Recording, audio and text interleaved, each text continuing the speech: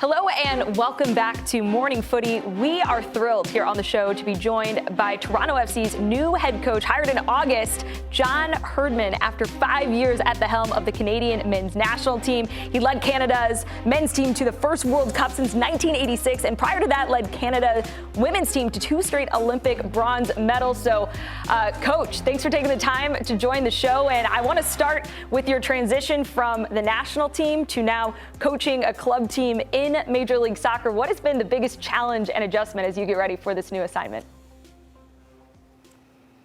Well, I think coming into MLS it's an amazing league, but there's a lot of mechanisms there. It feels a little bit like a Rubik's Cube. You know, there's a lot of moving parts, and I think just getting used to the front office relationship. You know, typically as an international coach, you're selecting from a pool of players, but the interrelationship now with the front office and being able to sort of share your concepts on profiles that fit your identity and working across that part of the organization's been exciting. I mean, it's new learning for me, and I'm pretty fortunate that there's some top people in the organization with a lot of experience. John, how excited are you about this Toronto project for this season and everything? Obviously, new challenge now. You get to work with players more on a daily basis and consistently than you would international level. Well, I think my career, I've come in and been a bit of a fixer, you know, whether it was my time in New Zealand to the Canadian women and then to the Canadian men. So, I mean, this sort of hits my bullseye in terms of the things that get me out of bed on a morning. But, you know, it was time that a lot of us have been working behind the scenes internationally now for 15 odd years. And the way that the game's gone, the international opportunities to get players together are really limited now. Working on the women's side, we were in full-time residencies. We were almost like a club team. And as the women's game progressed, those international windows become tighter and you couldn't get access to players. So certainly over the 5 years with the men's team, we missed the day-to-day interactions with players. And you just end up behind Zoom meetings, working behind a desk for most of your days until you get that moment to be with the players.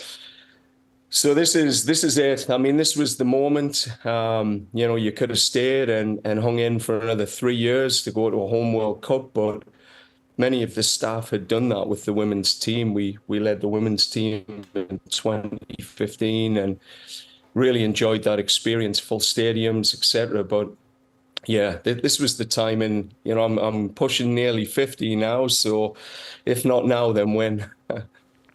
Coach, I want to ask you a question in particular about your time coaching internationally, which is when we first saw you, you know, as obviously with the women's team and then last with the coach of the men's Canadian team. This question is in particular about something that stood out to me, and I have yet to find the answer. You on the sideline were wearing an AirPod every time you coached. Doug, what were you listening to? Yeah, just a bit of Bob Marley. You know, it's imagine, eh? A couple of podcasts, yeah, just trying to get some advice from top coaches. Nah, I've done this through my whole career. We've always had an eye in the sky. I used to spend the first 20 minutes up top. I mean, Sam Allardyce used to do this back in the day as well. But, you know, I've always believed that the level of information that's coming into the coach is critical. So, you know, whatever information you can gather to provide accuracy with your communication is going to be key. And you get stigmas around that in the women's game. You know, people didn't really, you know, mention it, but certainly moving into the men's game, you know, the stigma is, you know, he needs people telling him what to do from up top. We have our analysts up top who are gathering sort of data and some of the in-game live statistics that are just helping me understand physically where the players are at, and you know, where tactically, you know, from some of our measures aligned to our ID, where we might be losing some momentum. So whatever information I can take, I'll use it. But yeah, I usually take a bit of heat on that as well. But there you go. John, I was really impressed with how you were able to get the most out of the Canadian national team during World Cup qualifying. Your tactics being able to change and put people in a position to succeed. It was really impressive. Now you've worked at every level of football, men's, women's, coming into the club scene with Toronto FC.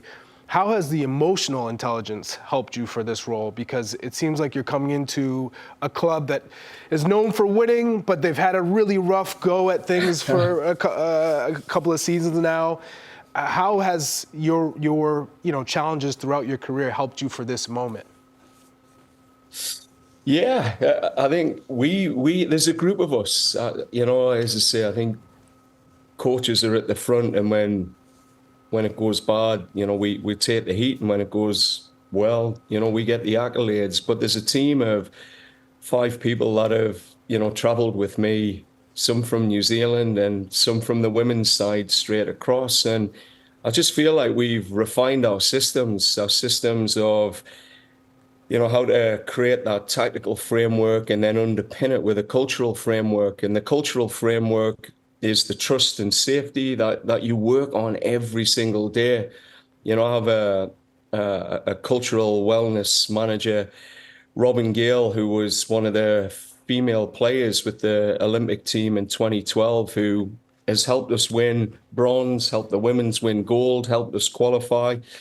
I mean, she's critical to the success of that emotional intelligence, because ultimately she sits on my shoulder. She's there, making sure that, one, I'm aligning my behaviors to the team's core values and being a truth mirror. And I think that's a huge part. Many coaches have got to, figure a lot of that stuff out for themselves and look themselves in the mirror.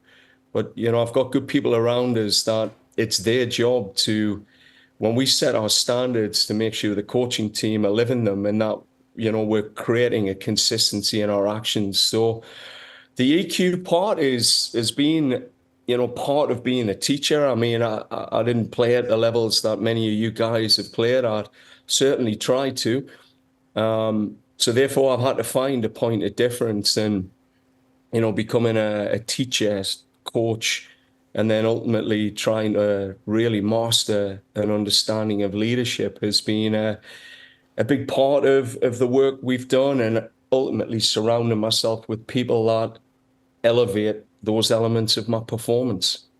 And Coach, some of that also has to do with knowing when to not take any you-know-what. And I thought it was interesting, after you joined Toronto FC, you said the tolerance level of what might have been tolerated in previous preseason arrivals won't be tolerated with this team, with preseason right around the corner for Toronto. What is the expectation? What kind of environment are you looking to set to put this team on the right page and track going into 2024? No frosted blonde tips, Yeah, okay. No, I think coming in, we spent a good 10 days to watch, to listen, to learn. And that was a really important time. I was so happy, like, Toronto afforded us that time. We could have came in at the end of the season in November and took over the squad, but we got to see them in their worst moments. We got to see some of the behaviors. We got to see how the culture was interacting with the performance. And it was pretty clear, like, these men had been beaten up like this. They were traumatized. I mean, you lose that many games, there's a genuine sports trauma that's happening there. And with that, there's a level of permissiveness that tends to happen, like, because you've been beaten down that much that you just expect less from each other. And the standards have significantly dropped. So, my first interactions with the new leadership group, that was their rallying cry. Like, enough is enough. They wanted to ensure that, we got focused on a new standard for the future. And that was clear in everyone's mind right from the starting point, that we accept that there is some trauma here. We've got to move through this, and that there's going to be some residual trauma. But we got to move through it. And that only happens by, one, creating a clear picture of what the future can be at Toronto, and then establishing a new set of behaviours. And those behaviours were aligned to a standard that these players are expecting from each other to come in for pre-season. So they're hungry. Like, I'm really excited. We were on with the leadership group just this week, setting the targets for the season, and yeah, really excited. Great stuff, Coach. Thank you so much for taking the time to join us today, too. Will the team be getting swords made? I saw that you did that with the men's national team during World Cup qualifying. Is that part of the budget for the squad going into the season? Oh, I could probably get shields, swords. I might even get some cannons with Toronto.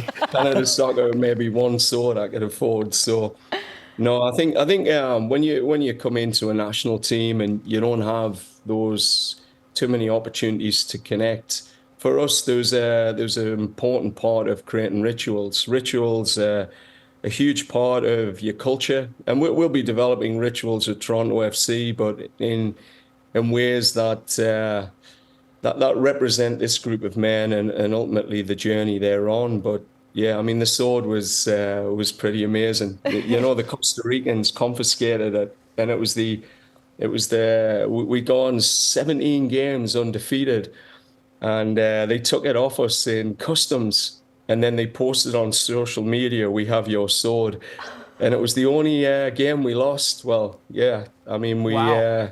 Yeah, crazy, eh? We ended up with 10 men after 25 minutes, and we lost that match in qualifying. Hey, That's like a superstition's Disney- a real thing. It's like a Disney film. It really is. Coach, thanks so much for taking the time to join us. That is John Herdman of Toronto FC.